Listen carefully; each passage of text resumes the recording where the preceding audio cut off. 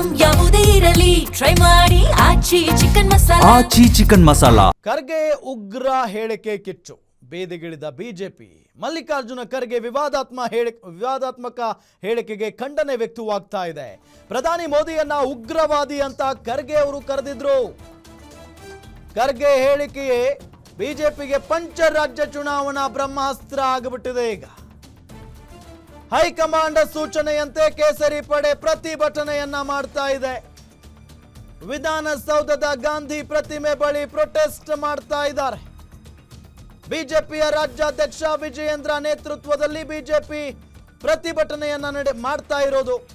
ವಿಪಕ್ಷ ನಾಯಕ ಆರ್ ಅಶೋಕ್, ಛಲವಾದಿ ನಾರಾಯಣಸ್ವಾಮಿ, ಕೇಂದ್ರ ಸಚಿವೆ ಶೋಭಾ ಕರಂದ್ಲಾಜೆ ಸೇರಿದಂತೆ ಹಲವು ನಾಯಕರು ಭಾಗಿಯಾಗಿದ್ದಾರೆ ಪ್ರತಿಭಟನೆಯಲ್ಲಿ.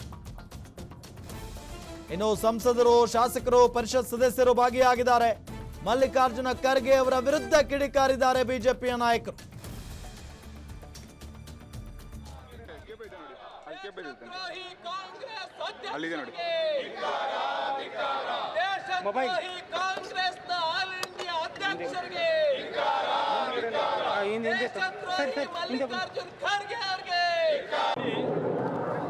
ಎಐಸಿಸಿಯ ಅಧ್ಯಕ್ಷರು ಆಗಿರ್ತಕ್ಕಂಥ ಮಲ್ಲಿಕಾರ್ಜುನ್ ಖರ್ಗೆ ಅವರು ಕರೆದಿರ್ತಕ್ಕಂಥದ್ದು ಇದು ಒಂದು ಹೇಯ ಕೃತ್ಯ. ಇದೆ ಯಾವುದೇ ಪ್ರಧಾನಮಂತ್ರಿಯವರನ್ನ ಇಂದಿನವರೆಗೆ ಈಗ ಉದ್ದೇಶಿಸಿ ವಿಧಾನಸಭೆಯ ಪ್ರತಿಪಕ್ಷ ನಾಯಕರಾಗಿರ್ತಕ್ಕಂಥ ಆರ್ ಅಶೋಕ್ ಅವರು ಮಾತಾಡಬೇಕು ಅಂತ ವಿನಂತಿಯನ್ನ ಮಾಡ್ತೇನೆ.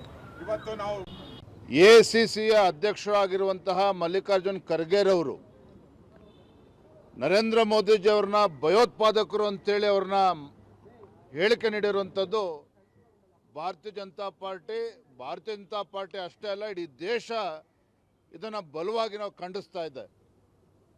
ಎಐಸಿಸಿ ಅಧ್ಯಕ್ಷರಾಗಿರುವಂಥ ಮಲ್ಲಿಕಾರ್ಜುನ್ ಖರ್ಗೆ ಅವರಾಗಲಿ, ಕಾಂಗ್ರೆಸ್ ಪಕ್ಷಕ್ಕಾಗಲಿ ಬಹುಶಃ ಪ್ರಧಾನಮಂತ್ರಿಗಳ ಒಂದು ಜನಪ್ರಿಯತೆಯನ್ನು ಅವರಿಗೆ ಸಹಿಸಿಕೊಳ್ಳೋದಕ್ಕೆ ಸಾಧ್ಯ ಆಗ್ತಾ ಇಲ್ಲ. ದಿನೇ ದಿನೇ ಕಾಂಗ್ರೆಸ್ ಪಕ್ಷ ಈ ದೇಶದಲ್ಲಿ ಕುಸಿತಾ ಇದೆ. ಇದೆಲ್ಲವನ್ನು ಕೂಡ ತಡೆಯೋದಕ್ಕೆ ಸಾಧ್ಯ ಆಗದೇನೆ ಇವತ್ತು ಕಾಂಗ್ರೆಸ್ ಪಕ್ಷ ರಾಹುಲ್ ಗಾಂಧಿ ಇರ್ಬೋದು, ಅದೇ ರೀತಿ ಮಲ್ಲಿಕಾರ್ಜುನ್ ಖರ್ಗೆ ಅವರು ಈ ರೀತಿ ನರೇಂದ್ರ ಮೋದಿಜಿ ಅವ್ರ ಬಗ್ಗೆ ಹೇಳಿಕೆ ನೀಡಿರ್ತಕ್ಕಂಥದ್ದು ನಾವು ಬಲವಾಗಿ ಖಂಡಿಸ್ತೇವೆ.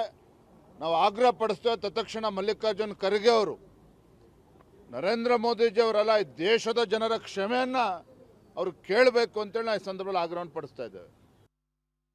ಎಐಸಿಸಿಯ ಅಧ್ಯಕ್ಷರಾಗಿರುವಂತಹ ಮಲ್ಲಿಕಾರ್ಜುನ್ ಖರ್ಗೆರವರು ನರೇಂದ್ರ ಮೋದಿಜಿ ಅವ್ರನ್ನ ಭಯೋತ್ಪಾದಕರು ಅಂತೇಳಿ ಅವ್ರನ್ನ ಹೇಳಿಕೆ ನೀಡಿರುವಂಥದ್ದು ಭಾರತೀಯ ಜನತಾ ಪಾರ್ಟಿ ಅಷ್ಟೇ ಅಲ್ಲ, ಇಡೀ ದೇಶ ಇದನ್ನು ಬಲವಾಗಿ ನಾವು ಖಂಡಿಸ್ತಾ ಇದೆ.